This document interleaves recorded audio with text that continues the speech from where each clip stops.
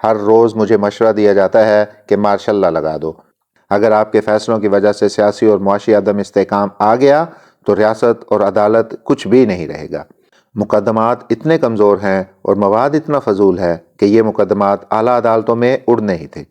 ایسے حالات پیدا نہ کریں کہ ہمیں وہ کرنا پڑے جو ہم کرنا نہیں چاہتے۔ ایک بالکل فرضی مکالمہ بائے سہیل وڑائچ۔ چودھری ریاست علی: یہ عدالتیں کیا کر رہی ہیں؟ 9 مئی کے کرداروں کو ریلیف دے رہی ہیں جس نے ملک کی معیشت کا جنازہ نکال دیا، اس کے حق میں فیصلے کر رہی ہیں۔ قاضی عدالت علی: عدالتیں تمام فیصلے آئین کے اندر رہ کر کر رہی ہیں۔ آئین کے اندر جو حقوق ہر شہری کو دیے گئے ہیں وہی حقوق پی ٹی آئی کے لوگوں کو دیے جا رہے ہیں۔ چودھری ریاست علی: آپ کو اندازہ نہیں ہے کہ آپ کیا کر رہے ہیں؟ وہ آ گیا تو اس نے پہلا حملہ عدالت پر اور دوسرا فوج پر کرنا ہے۔ آپ لوگوں کے خلاف پہلے بھی تو اس نے ریفرنس بنائے تھے۔ آپ کی تو چھٹی ہونے والی تھی، ہم نے آپ کو عزت دی، مگر آپ اس کی حمایت کر رہے ہیں جو آپ کو مکمل فارغ کرنا چاہتا تھا۔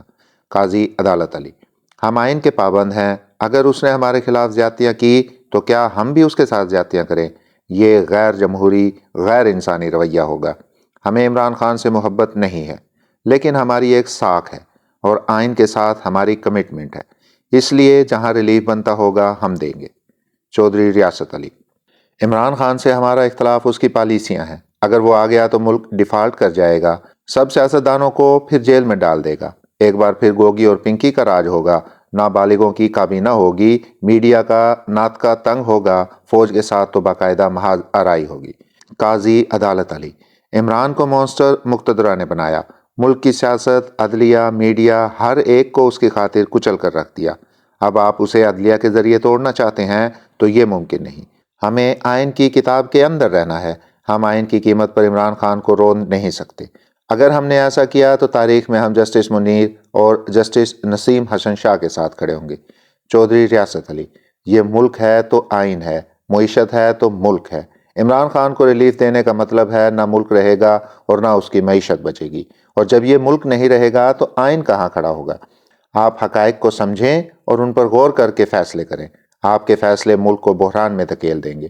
قاضی عدالت علی: دیکھیں چودھری صاحب، آئین کے مطابق فیصلے ہوئے تو یہ ملک بھی رہے گا اور معیشت بھی بہتر ہوگی۔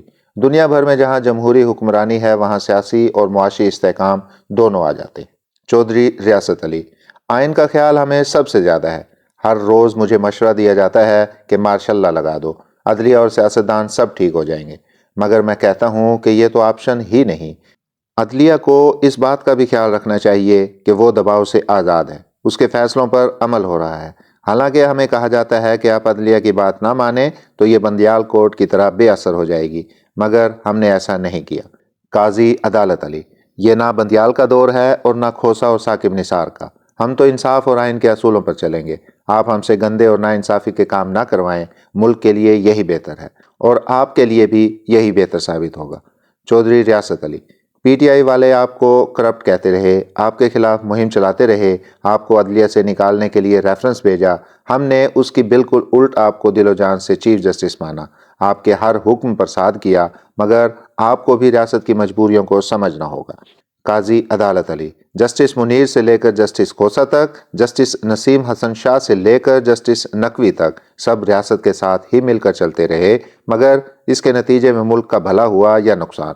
ملک کا فائدہ تب ہوگا جب فیصلے صرف اور صرف انصاف کی بنیاد پر ہوں گے۔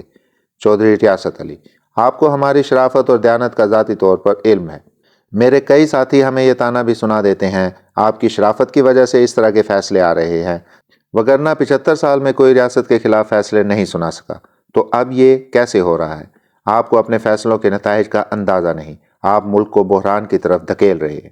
قاضی عدالت علی: طوفان آئے یا زلزلہ آئے، ہمارا کام صرف انصاف ہے، ہمیں نتائج سے غرض نہیں، نتائج کو دیکھنا ریاست کا کام ہے، ہم اپنے اعمال اور اپنے انصاف کردہ فیصلوں کے جواب دیں۔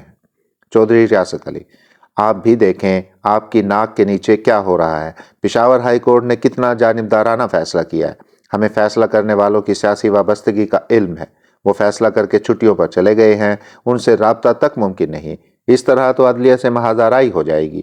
قاضی عدالت علی: یہ مقدمہ ہمارے پاس آئے گا تو ہم اس کے میرٹ ڈی میرٹ دیکھ کر فیصلہ کریں گے، مقدمات اتنے کمزور ہیں اور مواد اتنا فضول ہے کہ یہ مقدمات اعلیٰ عدالتوں میں اڑنے ہی تھے۔